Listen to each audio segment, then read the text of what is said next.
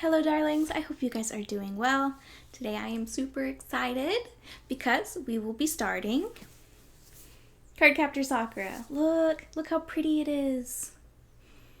I love it. I love it. So this edition doesn't have what the book is about on the back, so I'm just going to jump into my review. But before I do, I want to show you the card that it came with. So it looks like each of these books come with a little card. It's the back of them that looks like the cards from the series, and then a little picture of Sakura. So I thought that was pretty cute. I'm going to need to figure out a way to display them, I think. But this series is absolutely gorgeous, and I love the way the paper feels in the collector's edition. It is almost like photo paper, but like thinner photo paper. You get a color page at the front, but the rest is in black and white. See? It's still really fun to read.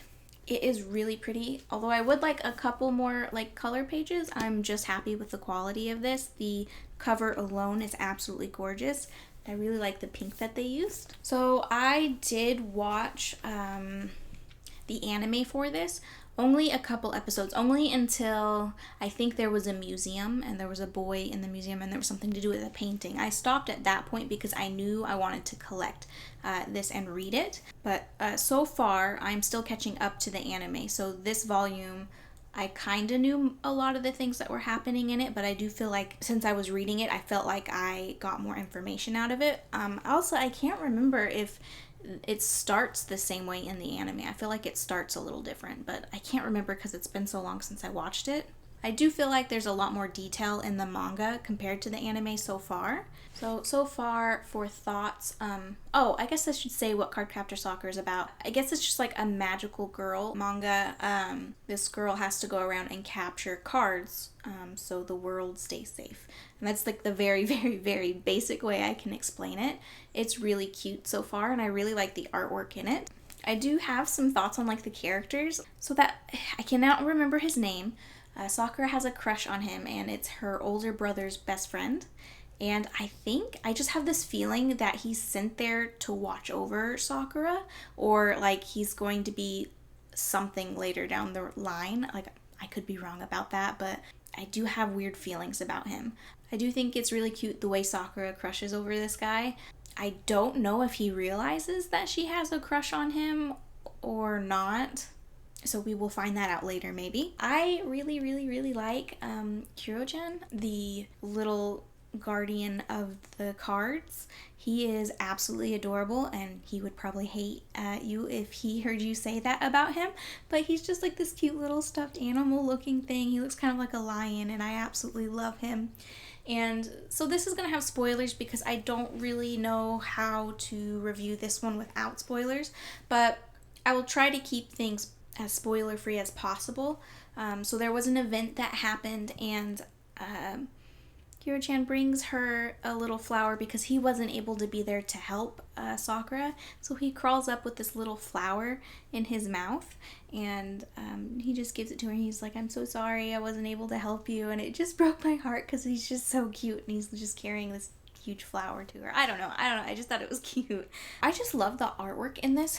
The lines are really thin, and the style of it feels nostalgic. So it just gives me really happy vibes. Like, I'm really happy when I read this. Hopefully that'll stay for a little bit and it doesn't get too dark like Holic can get sometimes. But if it does, it does. I wouldn't mind that either.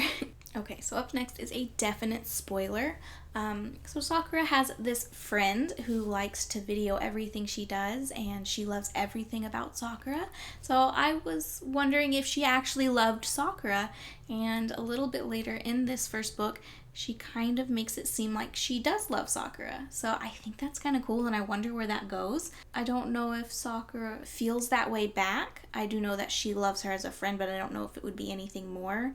I kind of hope it would be. I think they would be a cute couple.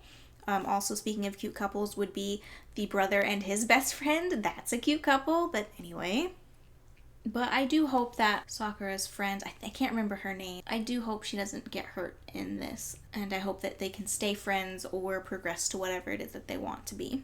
I do like the pacing of this volume. This is my first action manga, so it took me a little bit to be able to read it, but once I did, it was easy to understand. The panels are really detailed, so it's just like it takes a minute to absorb everything that's going on. I really like the card character designs. I really like their faces and like the elemental nature of a lot of them. They just look so pretty. I'm really interested to see who they catch in the future. I can't wait to see what the next card's going to be, what its powers is going to be. I think it's just really fun.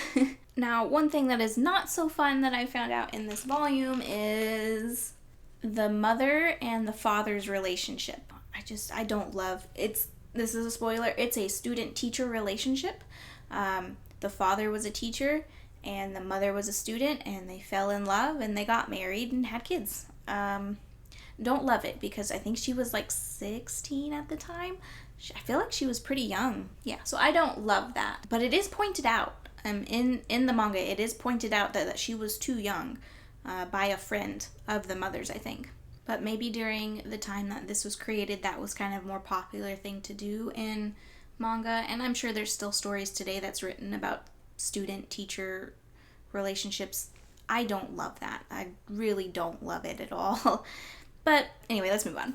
There is a specific story in this about Sakura's mom that was really sad, but very pretty artwork in that specific story. This manga overall makes me feel excited, like it's a lighthearted adventure, and I really can't wait to read the next one. The only problem I had with this was the student-teacher relationship, and I think that's going to happen a lot in manga, I guess, or adult-child relationship so far, or I'm just picking up some weird manga without realizing it. I don't know. But I do like this. It feels very lighthearted. It feels like an adventure, and I really do look forward to reading the next one. But yeah, the artwork is really pretty. Let me see if I can find a page to show you that might not be a spoiler. Oh, here's the good one. I'll show you one of the reasons why I ship the brother and his friend. It's probably not anything, but you know, he's just concerned for his friend. But it's really pretty artwork. Oh, here's a good panel. See, it took me a minute to be able to read it because the panels kind of overlap. It's just because I'm new to reading manga in general, so if it's an action manga, I feel like there's a little bit more action going on in the panel, so it just takes me a second. So it's nothing to do with the artwork or the writing, it's just me. But once I got used to it, it was so fun, and it's just really pretty. I do recommend picking it up if magical girl stuff is your thing. It is very pretty. This is a collector's edition, so it is a little bit more expensive. I am not sure if you can collect them in like singles still. But yeah, that is all for today's video, you guys. Thank you so much for watching. I really enjoyed starting this series. It's kind of a breath of fresh air from everything else I've been reading. If you like this video, please leave a like and subscribe. Thank you guys so much for watching, and I will see you next time. Bye!